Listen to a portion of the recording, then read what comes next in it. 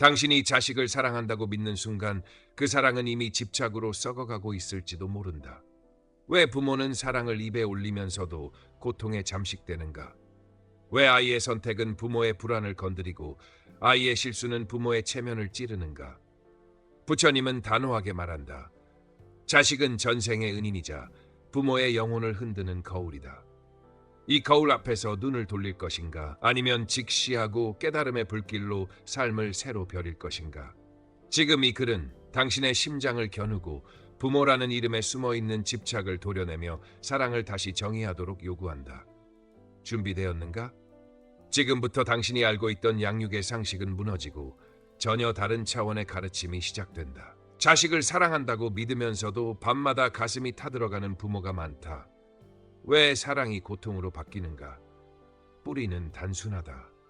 사랑을 자비의 흐름이 아니라 내 것으로 묶어두려는 집착으로 오인하기 때문이다.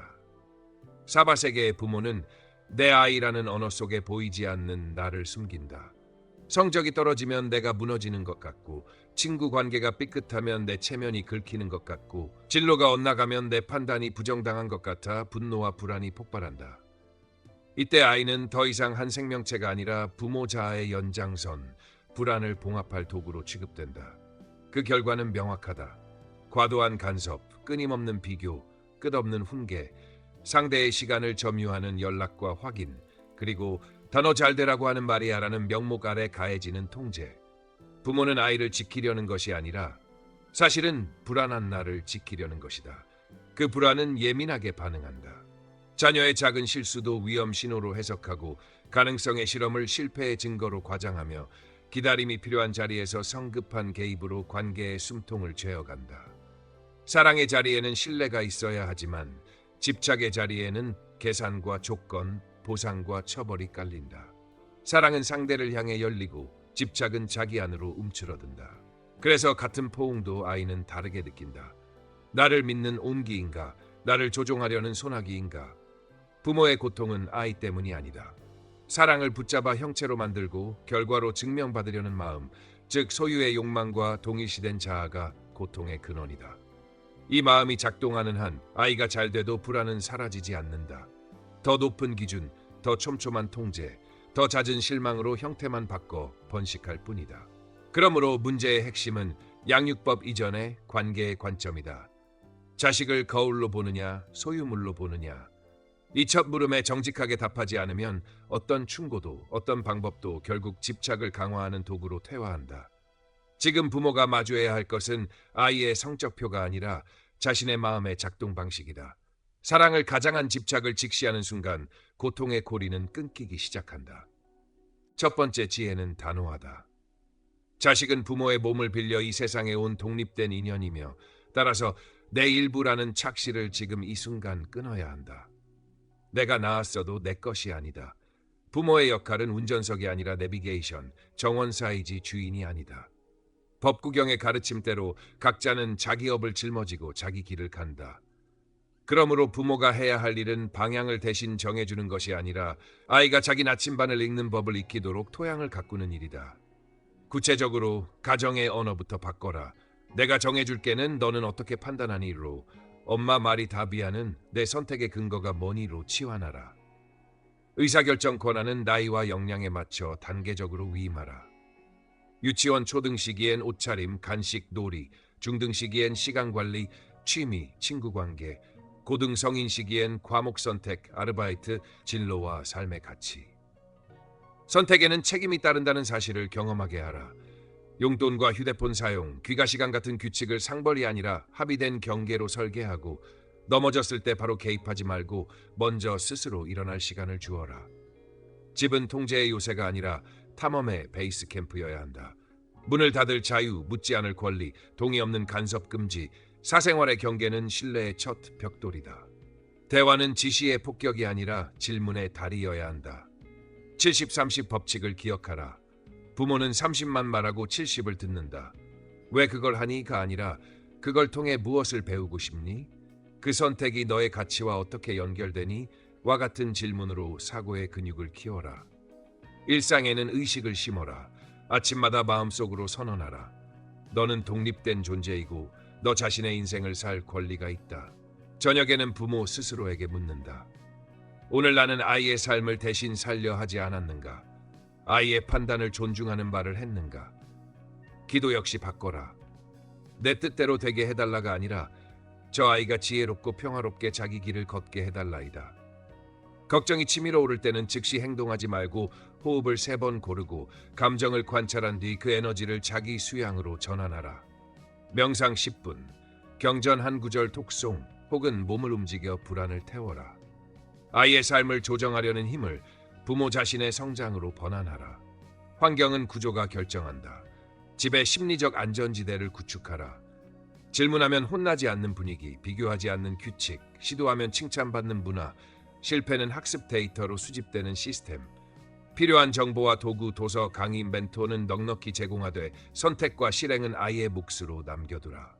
사회의 시선도 끊어라. 체면은 양육의 나침반이 아니라 폭풍이다.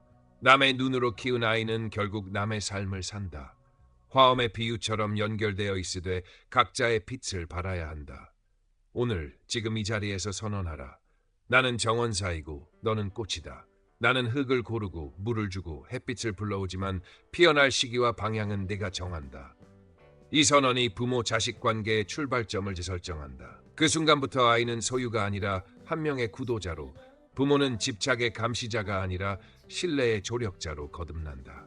사랑을 다시 정의하자.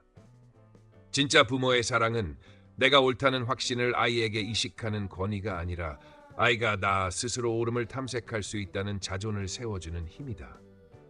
사랑은 방향과 연료를 제공하지만 운전대를 넘보지 않는다. 집착이 결과를 소유하려는 에너지라면 사랑은 과정을 동행하려는 에너지다. 집착은 불안을 달래려 선택을 빼앗고 사랑은 불안과 함께 머물며 선택권을 돌려준다. 집착은 통제의 언어를 쓴다. 빨리, 더, 정답. 사랑은 탐구의 언어를 쓴다.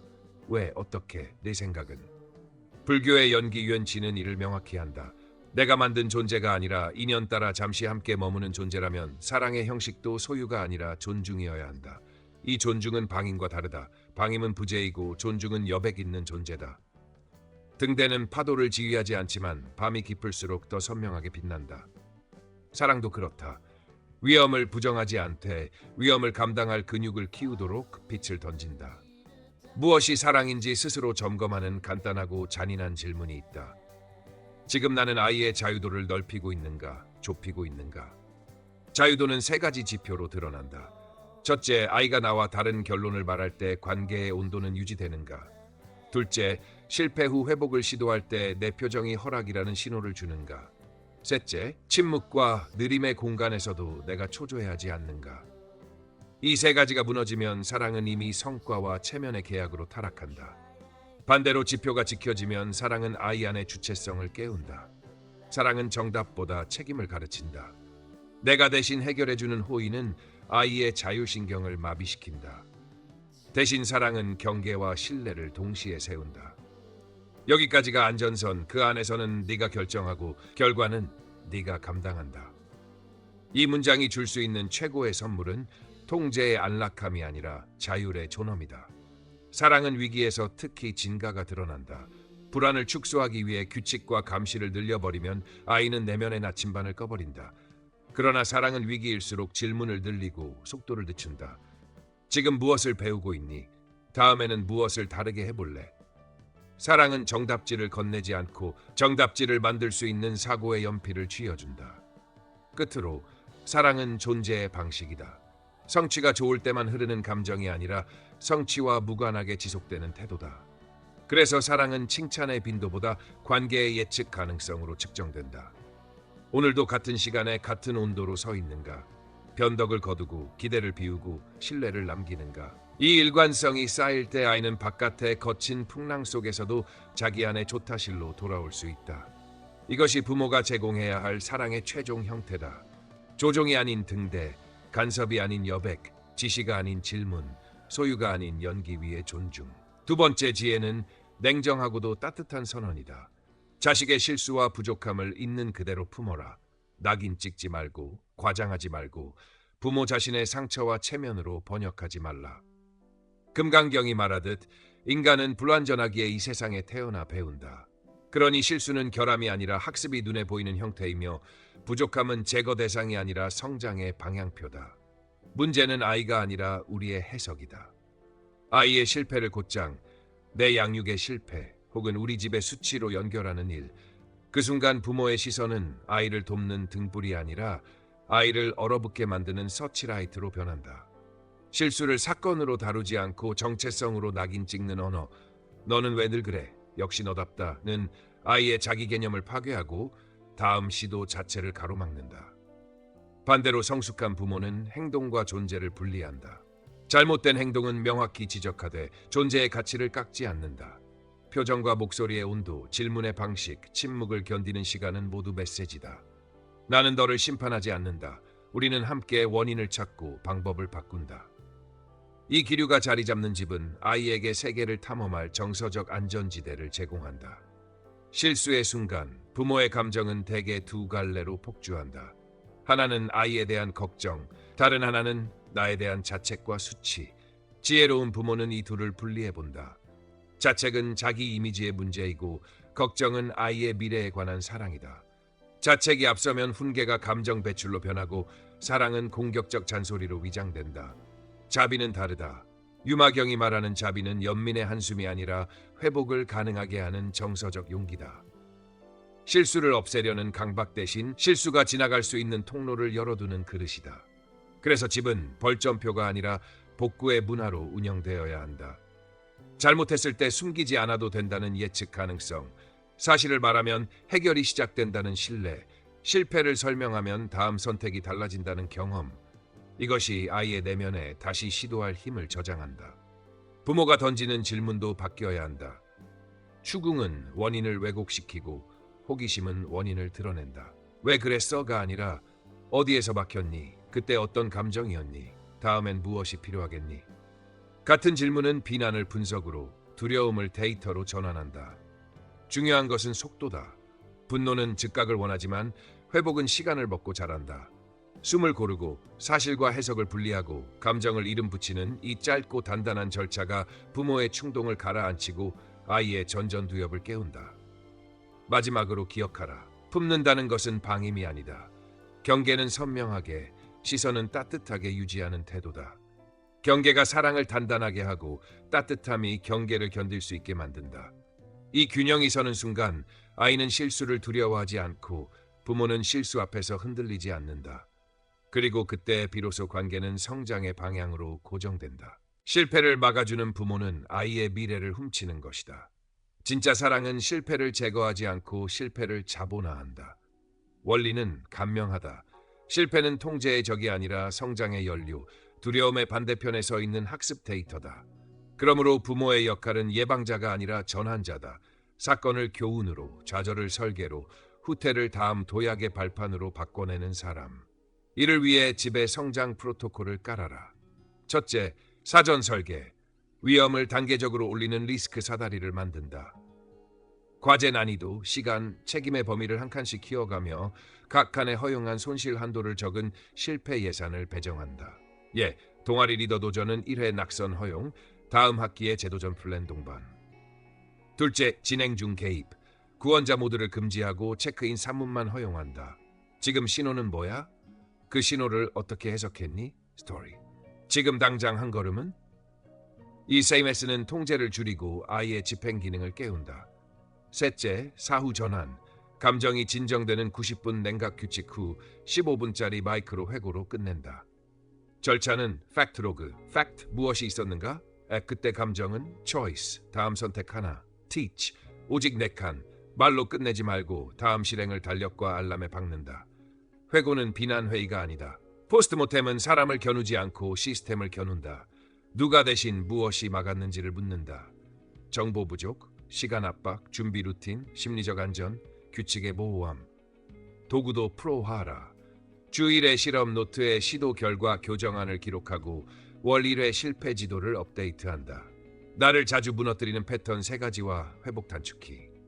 지표를 바꾸면 행동이 바뀐다. 성적표 대신 회복 지표를 본다. 재시도까지 걸린 시간. 스스로 제안한 개선안의 수. 숨기지 않고 먼저 보고한 빈도. 이 세 가지가 오르면 아이의 자기 효능감은 급상승한다. 언어는 코칭의 공구다. 왜 그랬어? 는 방어를 부르고 무엇이 막았니?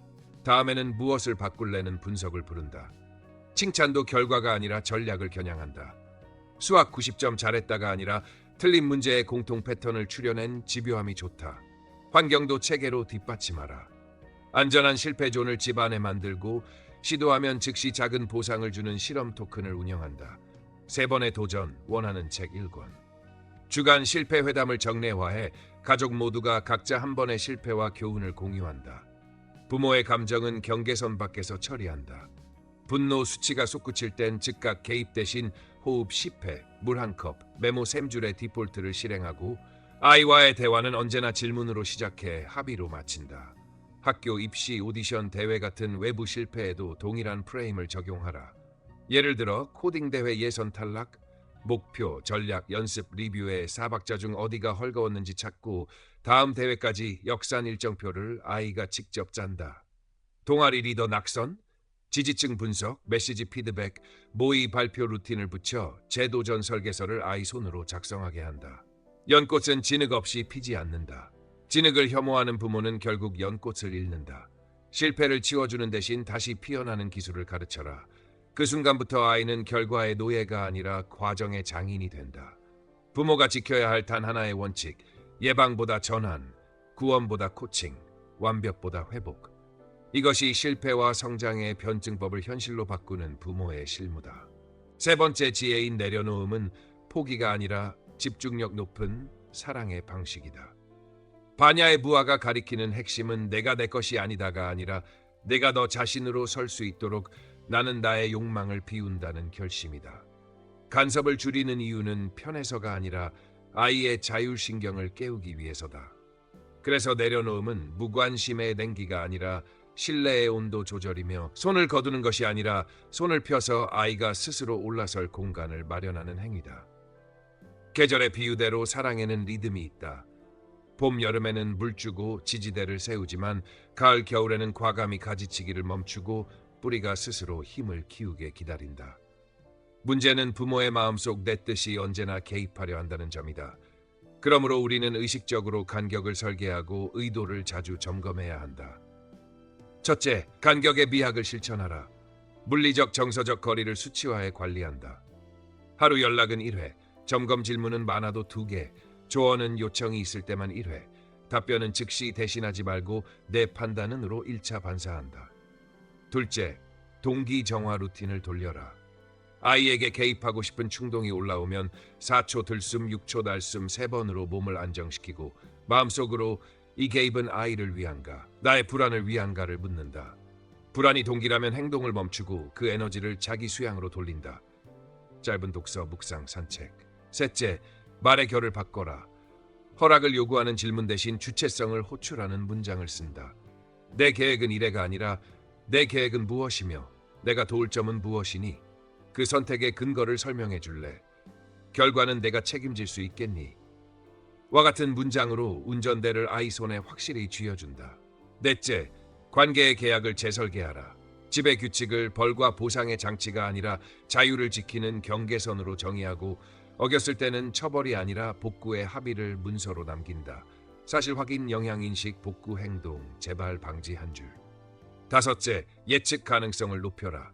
아이는 간섭보다 변덕을 두려워한다. 매주 같은 요일, 같은 시간에 체크인 타임을 열어 그 시간에만 성과, 감정, 계획을 묻고 그 밖의 시간에는 묻지 않겠다는 약속을 지킨다.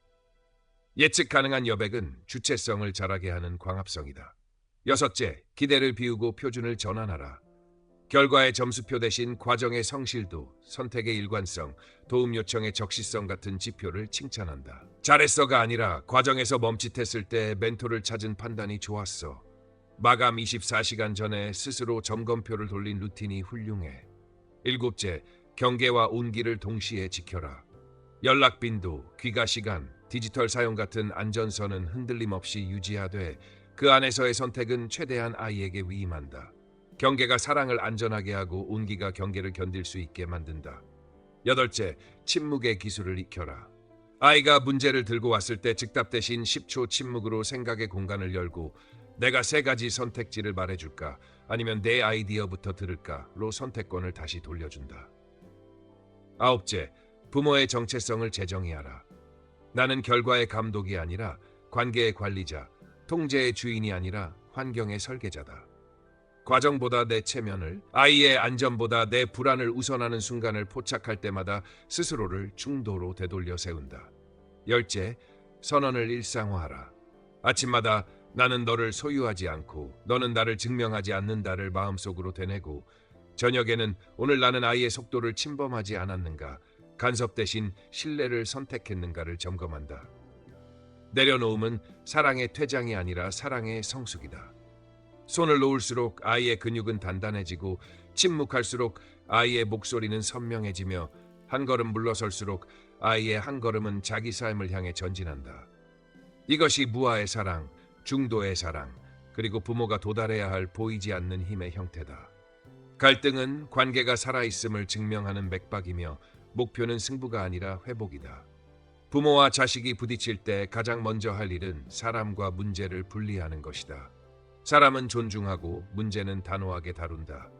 공격적 너는 항상 맨날을 버리고 나는 지금 이렇게 느낀다. 내가 듣기로는 내가 필요로 하는 것은과 같은 아이메시지로 전환하라. 대화는 경청, 반영, 확인의 3단계 루틴을 기본값으로 깔아라. 윗 90초 침묵 경청, 중간에 끊지 않기. 상대 말의 의미와 감정을 요약, 제 말은 A이고 그때 감정은 B였다는 거지? 선 내가 제대로 이해했니? 로 확인. 감정의 과열을 수치화하라. 온도계 0-10로 서로의 흥분도를 체크하고 7 이상이면 즉시 타임아웃 20분을 선언한다. 걷기, 물, 호흡 4-6-4. 배고픔, 분노, 외로움, 피로, 신호가 하나라도 켜지면 논의를 미룬다. 갈등 대화의 규칙은 간결하고 가혹해야 한다. 중단 금지, 일반화 금지, 항상 절대 사용 금지, 과거 사건 끌어오기 금지, 비꼼 풍자 금지, 휴대폰 치우기, 호칭 톤 유지. 형식은 힘이다. 매주 같은 요일 시간에 체크인 타임을 열고 한 번에 하나의 안건만 다룬다. 타임박스 15분, 발화자와 리스너 역할을 5분 단위로 교대한다. 끝날 때는 1문장 회의록, 우리가 들은 사실, 감정, 요구, 각계과 다음 행동 1가지를 명확히 적고 캘린더에 리마인더를 건다. 내용은 입장이 아니라 이익으로 해부하라. 휴대폰 그만은 입장, 존중받고 싶다, 잠이 필요하다, 불안이 줄어야 한다는 이익이다. 이익이 드러나면 해법은 다중경로로 열린다. 소등 후 30분 독서 음악 허용, 침대박 사용, 아침 10분 도파민 리셋 루틴. 갈등의 밑바닥에는 늘 가치가 있다. 이 문제 뒤에서 너에게 정말 중요한 가치는 무엇이니? 내가 지키려는 가치는 무엇이었지? 가치의 언어로 올라오면 상대의 행동이 이해의 지평으로 이동한다. 사과는 기술이다. 4단계를 지켜라. 사실, 내가 한 행동, 영향, 내게 어떤 영향, 핑계 없는 수용, 복구, 구체적 행동. 미안하지만은 금지어다. 용서는 관대함이 아니라 경계의 재설정이다. 인정, 경계, 합의, 관계 갱신. 재발 방지를 위해 회복 합의서를 만든다. 경계선, 해줬으면 하는 것, 내가 제공할 지원, 다음 체크인 시점, 과열 신호어, 놀와 진정 루틴. 디지털 갈등은 텍스트로 풀지 말고 얼굴을 보고 해결하라. 이모티콘과 줄임말은 해석을 왜곡한다. 폭발형 부모라면 자동 루틴을 깔아라. 메시지를 쓰고 10분 뒤 재읽기, 감정 단어 3개 라벨링, 질문 1개만 남기기. 세대 갈등은 가치와 방식의 충돌이다. 전통의 정신은 지키되 표현 방식은 유연하게 조정하라. 관계의 정서 통장을 늘 예금해 두어라. 작은 감사, 짧은 포옹, 인정의 한마디가 갈등 시 출금 가능한 신뢰 잔고가 된다. 예방은 구조로 완성된다. 수면, 식사, 운동 같은 생리적 기반을 우선 확보하고 일정에는 완충 시간을 넣어 초조를 줄인다. 반복되는 갈등은 패턴 맵으로 시각화하라. 트리거, 자동 생각, 몸 반응, 말버릇, 악화 행동, 회복키. 매달 1회 관계 리뷰에서 KPI를 본다. 갈등에서 회복까지 걸린 시간, 유머가 돌아오는데 걸린 시간, 먼저 손 내민 사람이 누군지. 최종 원칙은 하나다. 우리는 서로를 이기려는 두 팀이 아니라 문제라는 상대팀을 함께 이기는 한 팀이다. 그러니 등대처럼 서고 여백을 남기고 질문으로 문을 열고 시간으로 신뢰를 증명하라. 기다림은 방치가 아니라 사랑의 속도 조절이며 그 기다림 속에서 관계는 자라서 더 넓은 바다로 나갈 체력을 얻게 된다. 부모의 기대와 자식의 선택이 부딪힐 때 지혜로운 부모는 운전대를 빼앗지 않고 길 위에 등불을 놓는다. 원칙은 분명하다. 조언은 정보이되 지시는 아니다. 지원은 조건이되 통제는 아니다. 최종 결정과 결과의 책임은 본인에게 있다. 실행은 체계로 만들라. 첫째, 기준 합의. 우리는 결과가 아니라 기준으로 대화한다를 선언하고 자식의 최우선 가치에 성장, 안정, 기여, 자유를 혈려 두 개로 압축하게 하라. 둘째, 선택 프레임. 결혼, 직업, 진로 같은 큰 결정은 되돌릴 수 있는가 없는가로 나눠 접근하고 되돌릴 수 있는 선택은 빠르게 시도하고 빨리 수정하는 전략을, 되돌리기 어려운 선택은 더 많은 검증과 시간을 투자하는 전략을 적용한다. 셋째, 근거 문서화. 아이가 결정 메모를 작성하도록 하라. 목표, 대안 3가지, 각 대안의 장단점, 최악의 시나리오와 완충 계획, 90일 실행 체크포인트. 넷째, 현실 실험. 말로만 논쟁하지 말고 2-4주짜리 파일럿을 설계하라. 해당 직무 체험, 멘토 미팅, 하루 동행, 소규모 프로젝트. 다섯째, ask, tell, ask. 내 생각은으로 시작해. 부모 의견은 3분 이내로 관찰, 우려, 대안만 간결히 말하고 다시 내 의견에서 건질게 뭐였니로 마무리해 주체성을 되돌린다. 여섯째, 지원 계약. 돈, 시간, 정서적 지원의 범위를 수치로 합의하되 6개월, 월 X 금액, 주 1회 점검, 목표 미달 시에 회고 절차를 명문화한다. 핑계 금지, 데이터 제출, 경로 수정. 일곱째, 기대의 정화. 체면 불안, 비교에 오염된 부모 기대를 분리해버리라. 말의 결을 바꿔라. 우리 집은 의사 집안이야. 대신 내 장기와 가치가 최대한 발휘되는 장을 찾자. 여덟째, 외부 시선 차단. 친척, 이웃의 코멘트는 정보가 아니라 소음이다. 자식의 선택 기준이 타인의 박수가 아니라 자기 일치감에 맞춰지도록 보호하라. 아홉째, 리스크 관리. 선택을 방해하는 건 대개 정보 부족과 최악의 공포다.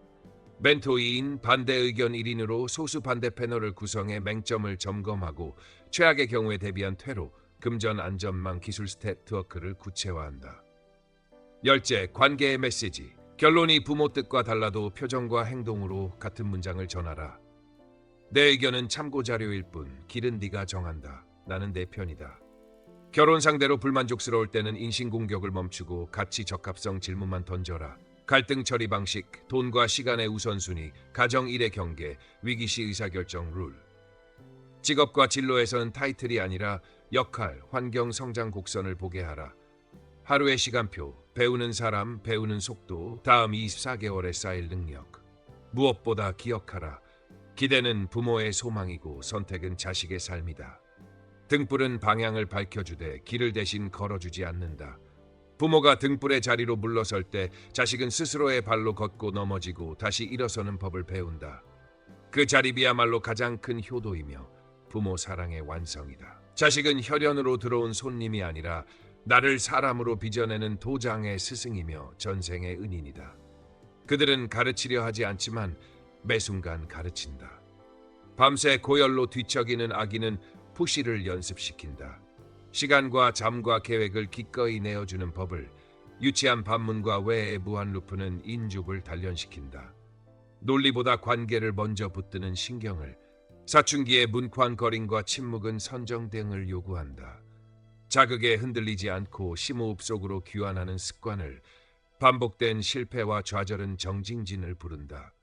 어제와 같은 온도로 다시 손을 내미는 지속성을, 경솔한 말 한마디가 관계를 찢는 장면은 지게의 의미를 새긴다. 조언을 자제하고 침묵의 경계를 지키는 절제력을, 그리고 모든 사건 뒤에 얽힌 인연과 원인을 보게 되는 순간 지혜가 열린다. 이렇게 육바라밀이 육아의 현장에서 생살로 연마된다. 자식이 거울이라는 말은 비유가 아니라 진단이다. 아이의 태만이 내 체면의 욕망을, 아이의 반항이 내 통제의 중독을, 아이의 선택이 내 불안을 비춘다. 거울 앞에서 우리는 두 가지를 선택한다. 하나, 거울을 탓하고 닦아내려 애쓰며 더 큰 통제로 균열을 가리는 길. 둘, 거울의 예를 갖추고 보이는 상향을 인정하며 내 안의 미완을 공부하는 길. 은인에게 빚을 갚는 방식은 복종을 요구하는 채권자가 되는 것이 아니라 그가 열어준 배움의 장에서 나를 갈고 닦아 관계의 품을 넓히는 것이다. 자식은 우리에게 무조건이라는 말을 현실로 만들라고 촉구한다. 성적이 좋을 때만 부드럽지 말 것, 내 뜻을 따를 때만 다정하지 말 것, 성공의 결과로만 사랑을 증명하지 말 것. 조건이 붙는 순간 사랑은 계약이 되고 아이는 계약 상대가 된다. 그러나 인연의 관점에 서면 문장이 달라진다. 내가 내 뜻을 따르지 않아도 나는 내 존재를 환영한다. 이 선언은 아이를 위해서가 아니라 나를 위해 필요하다. 자식이 없었다면 나는 여전히 옳음과 효율의 논리로 무장한 채 타인을 바꾸려 드는 사람이었을지 모른다. 자식은 그 방패를 무력화시킨다.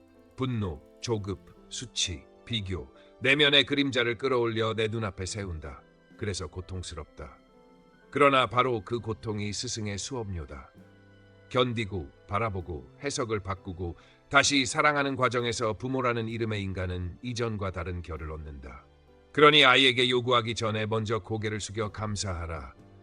내가 나를 성장시켰다. 너로 인해 나는 사람이 되었다.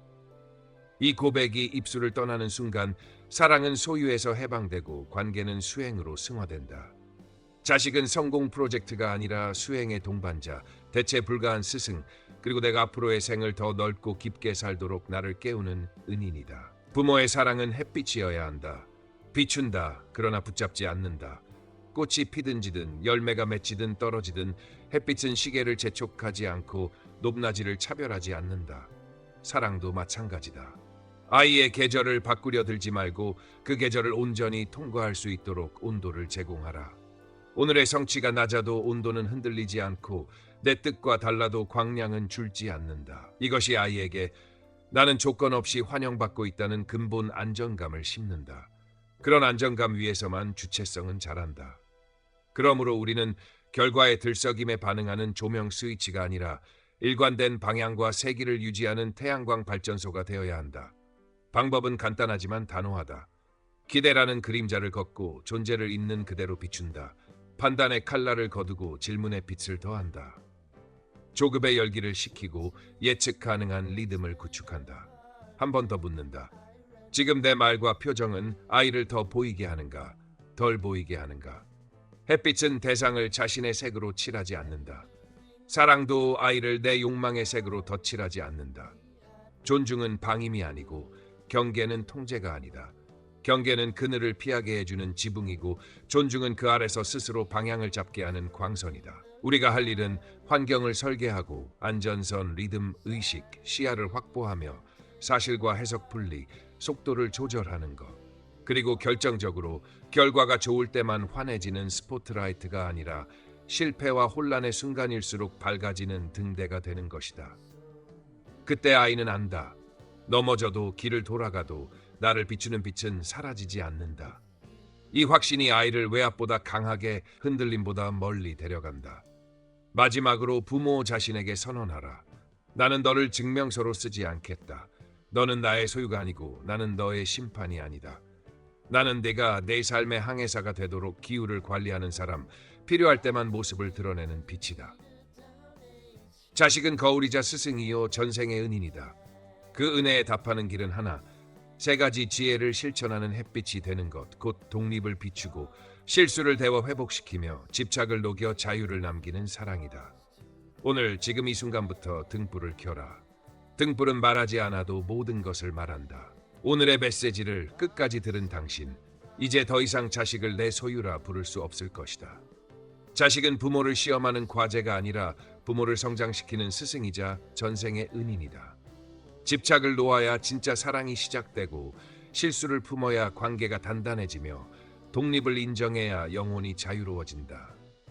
이 깨달음을 가슴에 새긴다면 부모와 자식 모두가 빛나는 길을 걸을 수 있다.